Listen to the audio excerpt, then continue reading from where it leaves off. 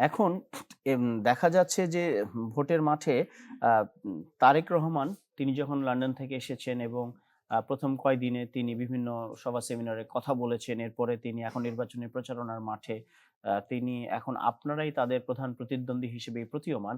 আপনাদের দল নিয়ে তিনি মন্তব্য করছেন অনেক কিছু যে আপনারা আপনাদের ৭১ সালে বিতর্কিত ভূমিকা ছিল। আপনারা আগামী বাংলাদেশে কিভাবে নেতৃত্ব দিবেন? এই প্রশ্নগুলো আসছে। এই প্রশ্নগুলো কি এখন আপনারা কিভাবে দেখছেন? এই প্রশ্নগুলো তো গত ১৭ বছরে হাসিনা সরকারের এইটাই স্লোগান ছিল। আর বাকি ব্যাপারটা তারেক রহমান সাহেব বলতে পারবেন। এটা তো আমার বিষয় না। না, নিশ্চয়ই উনি বলতে পারবেন, উনি বলছেন। আপনারা এটির জবাবে কি বলতে চান? আপনারা ৭১ সালে জামায়াতের তো বিতর্কিত ভূমিকা রাজনীতির যে পাঠ্য সেখানে তো আছেই। আ এই সময়ে এসে আপনারা এই অভিযোগটা যে এখনো ক্যারি করা হচ্ছে সেটিকে আপনারা কিভাবে ডিবাঙ্ক করবেন? না, ব্যাপার হচ্ছে যে আমরা তো বিএনপির সাথেই ছিলাম। বিএনপির সাথেই আমরা রাজনীতি করছি বহু বছর যাবৎ। তো তখন তো এই প্রশ্ন আসে নাই। কাজে এখন প্রশ্ন উনি কেন করছেন এর মানে জবাব উনি দিতে পারবেন। আমার মনে হয় এটা হাসিনার রাজনীতি। এই রাজনীতি নিয়ে যদি কেউ আগাইতে চান সেটা হচ্ছে their matter, it's not our matter. আপনি বলছেন এটি হাসিনার রাজনীতি। আজকে ডাক্তার শফিকুর রহমান তিনি বলেছেন যে ভোটের মাঠে কেউ কোকিল হয়ে এসে কুহু, কুহু করছে। এই যে বাকযুদ্ধ আপনাদের দলের নেতার মুখ থেকেও খুব মুখরোচক মন্তব্য শোনা যাচ্ছে। সেটিকে আপনি কিভাবে না, দেখছেন? আমি এটা দেখি নাই, শুনি নাই এটা এটা। আজকে তিনি বলেছেন এবং আমরা এটা নিউজে দেখিয়েছি এবং আচ্ছা, আমরা আমি আমি দেখেছি। আমি দেখি নাই। এই যে এই ধরনের বাক্য বিনিময় শীর্ষ নেতৃত্বের মধ্যে হচ্ছে, এটিকে কি আপনি একটি বাস্তবতা হিসেবে দেখছেন? না, আমার মনে হয় যে আমাদের রাজনীতির যে পুরাতন একটা কালচার ছিল সেখান থেকে সকলেই বেরিয়ে আসা উচিত। আমাদের যার নিজের প্রোগ্রাম আমরা বলবো এটাই স্বাভাবিক। তাতে সুস্থতা থাকবে, সুন্দর থাকবে, পরিবেশ সুন্দর থাকবে। সেটি কি হচ্ছে? সুস্থ পরিবেশ কি আছে? আপনার কি মনে হয়? একটু মনে হয় যে অনেক বছর পরে নির্বাচন হচ্ছে তো কিছুটা একটা বাষ্প বেরিয়ে যাচ্ছে আরকি। ঠিক হয়ে যাবে আশা করা যায়। ঠিক হয়ে যাবে। ইনশাআল্লাহ। আচ্ছা, এখন আপনি যেই আসনে নির্বাচন করছেন, তেজগাঁও, শিল্পাঞ্চল, কারওয়ান বাজার, হাতিরঝিল, বিজয়নগর এই এলাকাগুলো নিয়ে গঠিত ঢাকা-১২ আসন। ঢাকা-১২ আসনে আপনাকে কেন মানুষ নির্বাচিত করবে? ঢাকা-১২ আসনে প্রথম কথা হলো যে আমি ঢাকা-১২ আসনেরই বাসিন্দা। গত ৪০ বছর যাবৎ আমি ঢাকা-১২ আসনেই থাকি। তো এই এলাকার মানুষের সাথেই আমি মিশে আছি। কাজেই এলাকার লোকদের সুবিধা অসুবিধা আমি জানি।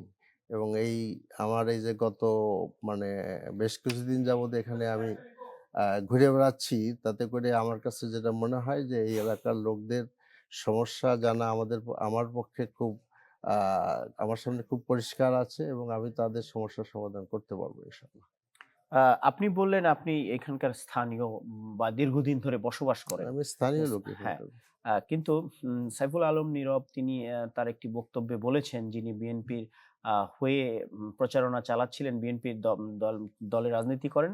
কিন্তু পরবর্তীতে তিনি মনোনয়ন পাননি এবং তাকে স্বতন্ত্র দাঁড়াবার কারণে বহিষ্কার করা হয়েছে দল থেকে। তিনি বলছেন যে তিনি ছাড়া বাকি যে ২ প্রার্থী আপনি এবং সাইফুল হক তারা কেউই স্থানীয় নন, বাইরে থেকে আসা। এটা তার মন্তব্য, বাস্তবতা নাই এর মধ্যে। কেন বাস্তবতা নাই? আপনি ব্যাখ্যা করবেন? কিভাবে আপনি আমি কতদিন তো ধরে বাস করছেন? আমি তো কোথায়, কোথায় থেকেছেন? আপনার লেখাপড়া, আপনার রাজনীতি? আচ্ছা, আমি ঢাকা বিশ্ববিদ্যালয়ের ছাত্র ছিলাম এবং ছাত্র জীবন শেষ করার পরে আমি মধুবাগে থাকি প্রায় ১৭-১৮ বছর। এরপরে বাকি সময়টা ২০০০ সাল থেকে এ পর্যন্ত ২০০৬ থেকে এ পর্যন্ত আমি তেজকুনিপাড়ায় আছি, স্থায়ীভাবে আছি। স্থায়ীভাবে আছেন। তাহলে হ্যাঁ, আপনার এই ঢাকা-১২ আসন যে এলাকা রয়েছে, এই এলাকাগুলোতে আপনার কত বছর যাবৎ বসবাস? ধরেন ৪০ বছর।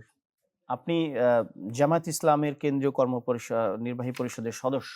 আপনি কি জামায়াতের ছাত্র সংগঠন ইসলামী ছাত্র শিবির সেটাতে যুক্ত ছিলেন এবং থাকলে কোন পদে ছিলেন এবং আপনার সেই সময় অবস্থান কোথায় ছিল?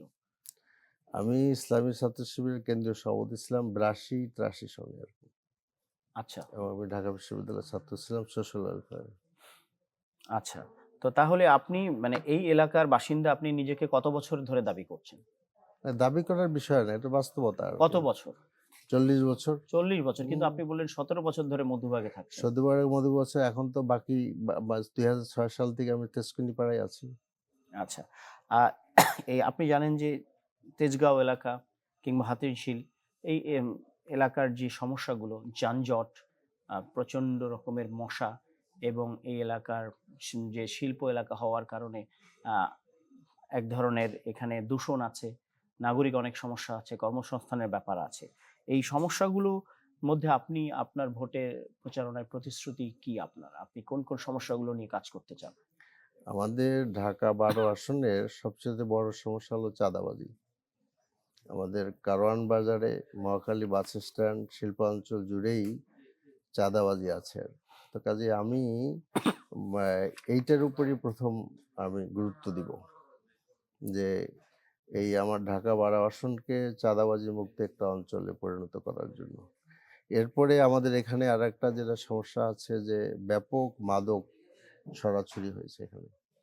তো কাজেই এই মাদকের কারণে এই এলাকার যত তরুণ-তরুণীরা আছে এবং খেটে খাওয়া মানুষ আছে, এদের মধ্যে আসলে ব্যাপক প্রতিক্রিয়া হচ্ছে এবং ক্ষতিগ্রস্ত হচ্ছে। কাজেই সংশ্লিষ্ট লোকদের নিয়ে এই ব্যাপারে আমাদের গুরুত্ব দিতে হবে।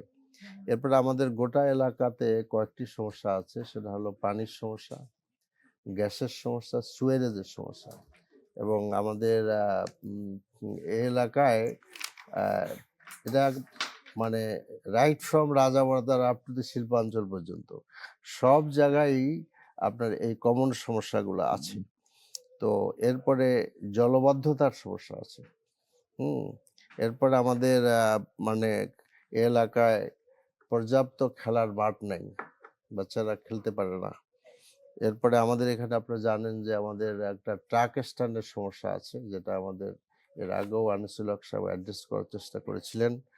এরপরে আমাদের এখানে আপনার এই মহাখালী বাস আপনার ফার্ম গেটে হকারদের নিয়ে দুবিধ সমস্যা।